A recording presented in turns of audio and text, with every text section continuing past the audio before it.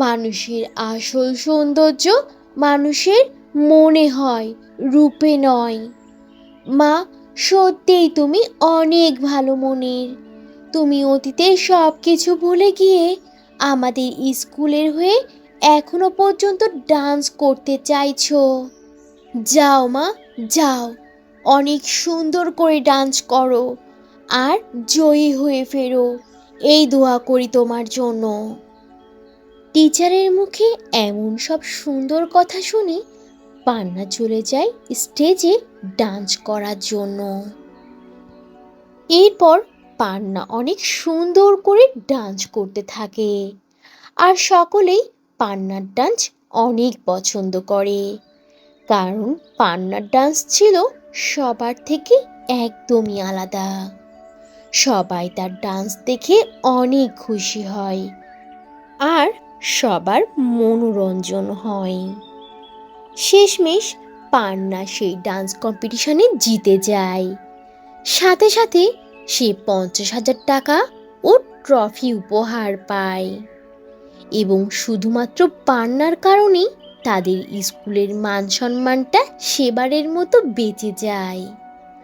আর এরপর class teacher সবাইকে বুঝিয়ে বলে যে কেউ যদি পান্নাকে তার আসল নামে না ডাকে এবং আজে বাজে নামে ডাকে তাহলে তাকে এই স্কুল থেকে বের করে দেওয়া হবে।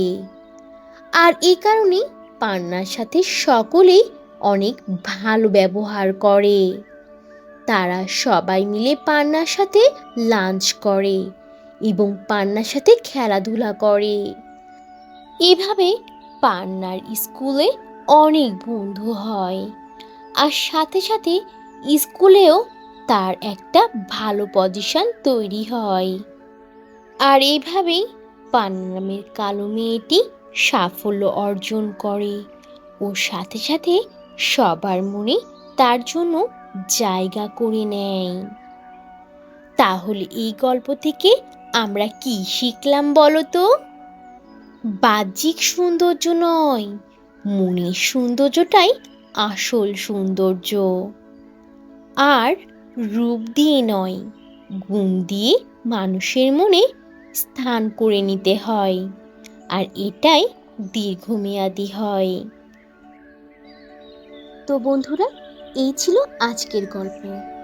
গল্পটি থেকে কি শিক্ষা পেলে তা অবশ্যই কমেন্ট করে জানাবে, আর ভালো লেগে থাকলে একটা লাইক করে দেবে।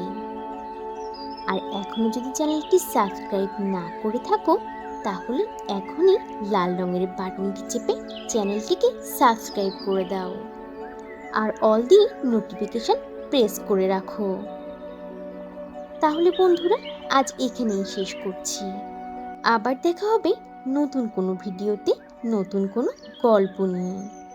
সে পর্যন্ত তোমরা সবাই ভালো থাকবে আর নিজেদের প্রতি খেয়াল রাখবে। আল্লাহ হাফিজ।